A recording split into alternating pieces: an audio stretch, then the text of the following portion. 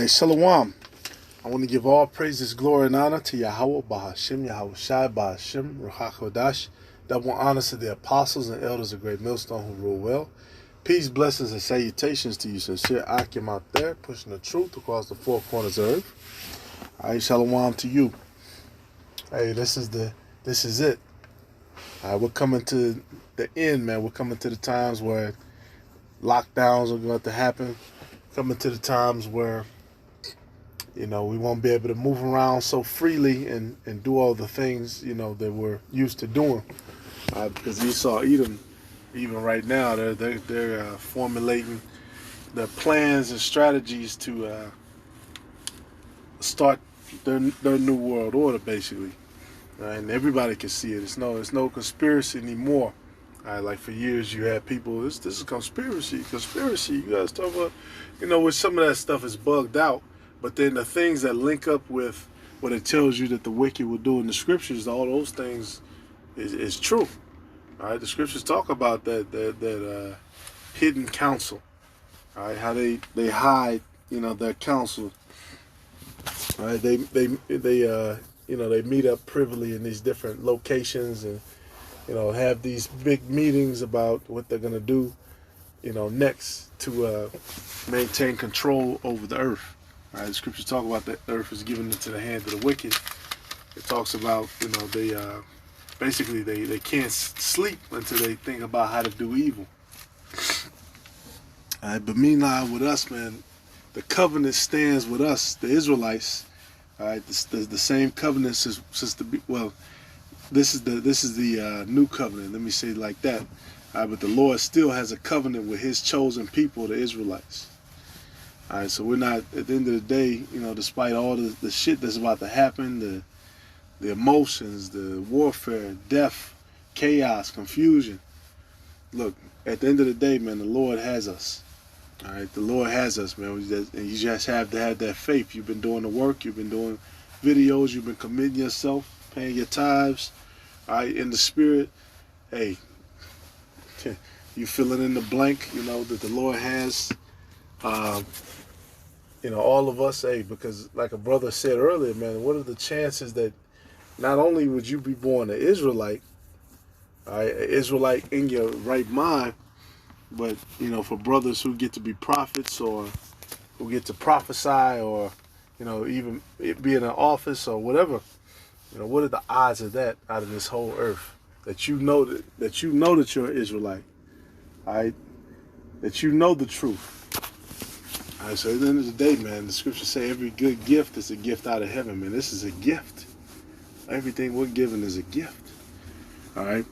That's a lock you for Ramna. I just had to say that because, sometimes brothers get shaken up and stuff, man. Look, this stuff has to happen for us to get the fuck out of here. All of this stuff has to happen.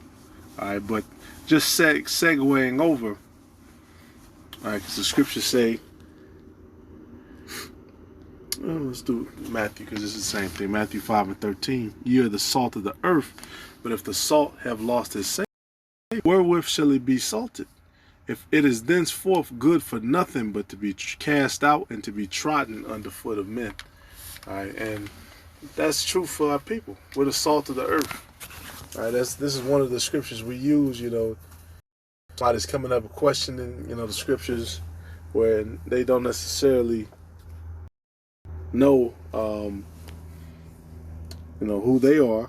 You know what I'm saying? They might look like another nation or something, but then we'll notice, that they have a vibrancy in their spirit.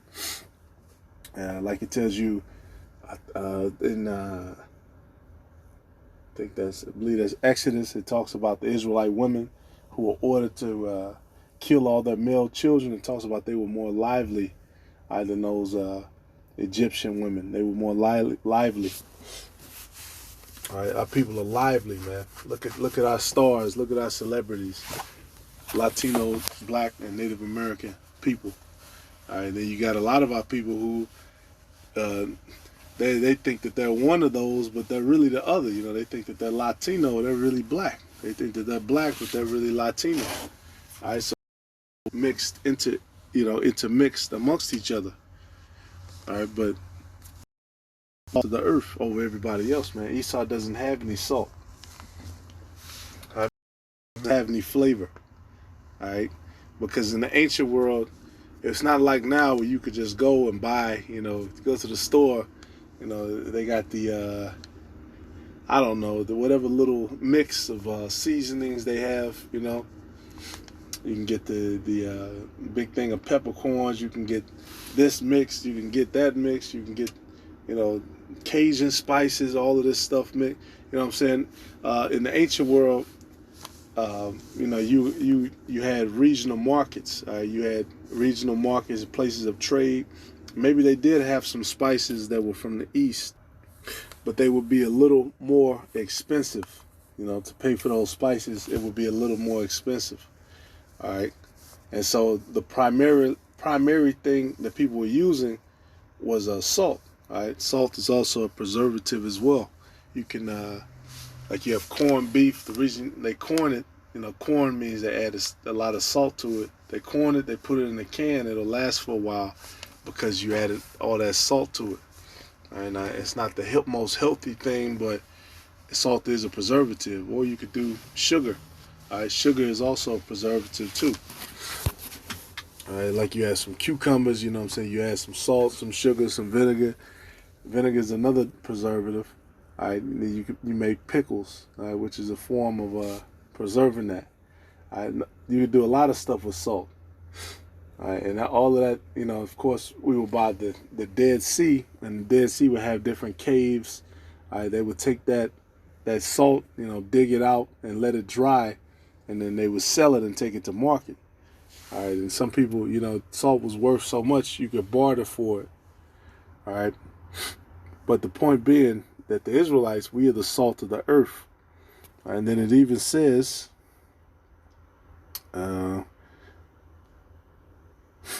we stop there. Leviticus 2:13. It said, "In every oblation of thy meat offering shalt thou season with salt, neither." So every oblation of meat offering, you had to salt it. All right. "Neither shalt thou suffer the salt of the covenant of thy power to be lacking from thy meat offering." So you had to, those offerings had to be salted too. All right. The Lord didn't just create, just us to be just bland. All right. Hey, the robes of the priests were beautiful. Okay. Look at the Urim and the Thummim. Look at these different robes they have with the different stones on them. You know what I'm saying? The gold, the pomegranates, the silver, all the interwoven fabrics, which it wasn't mixed fabrics, but it was, different colors might have been interwoven. That's what I'm trying to say. All right, so the Lord gave us a goodly heritage, like He said, and Jerusalem was the joy of the whole earth. All right, the Lord wanted us to have our heart's desire. The scriptures says what? Be fruitful and multiply.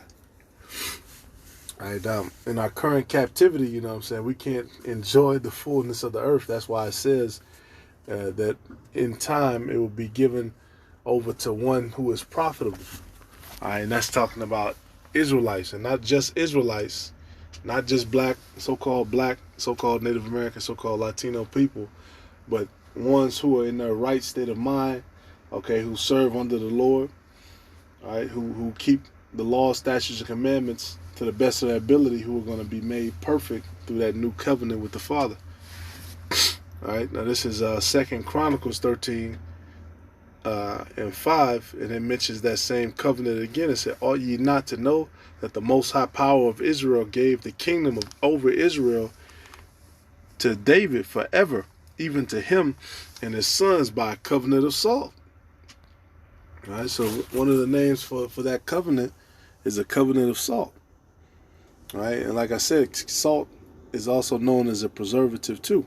All right, but what will happen is, which it's hard to find information about it, but I had a good book on biblical customs, and I was able to find out the exact meaning of what they meant by trodden underfoot. All right, and I was able to kind of find the reference. I have it right here, because Esau tell you, well, salt can't lose its savor. Salt Sodium chloride, it can never, lose its savor. Yes, it can.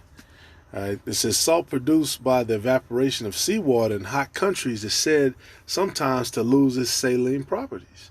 The same result is also seen to an impure rock salt that has long been exposed to the air. All right, and that just like that rock salt that they use during the wintertime. All right, they salt the road. It says that it's exposed to the air. Yeah, they'll have that stuff just sitting out. It said, when such is the case, there can nothing be done with it but to throw it out into the highway where men and beasts trample it down. All right. Dr. Thompson tells of some salt which was brought from the marshes of Cyprus by a merchant of Zidon and stored in small houses with earthen floors. The salt next to the ground in a few years entirely spoiled. Yep, because you can also use salt to season the earth, you know what I'm saying, to add minerals to the earth. The elder, he's got a garden, he uses certain Himalayan salts, on the garden to keep certain minerals in the ground, and it makes his plants grow a lot bigger than regular plants. I mean, his plants were huge this year. All right, but anyway, the point being, that the earth will those damn, I'm butchering it. The elements in the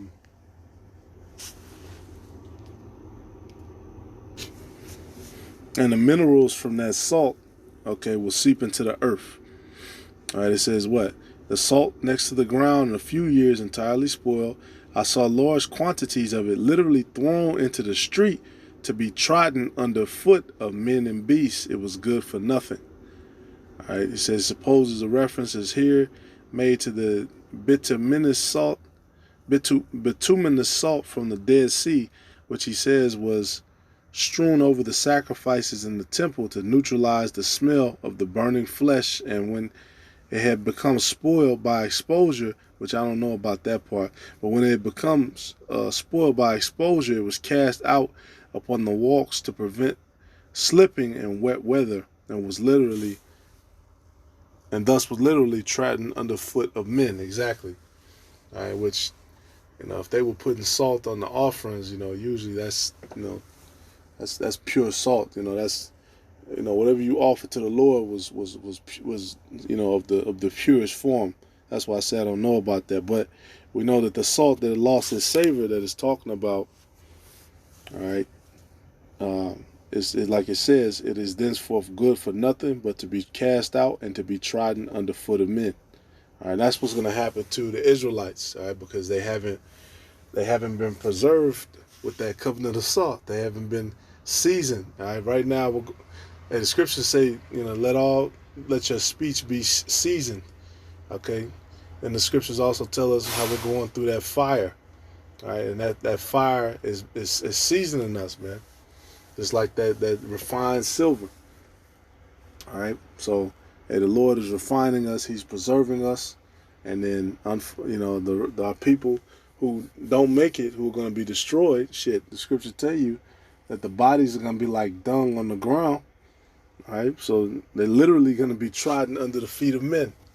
All right, hey, so all praises, glory, and honor to Yahweh Shem Yahushua, Lord willing, edifying, shalom.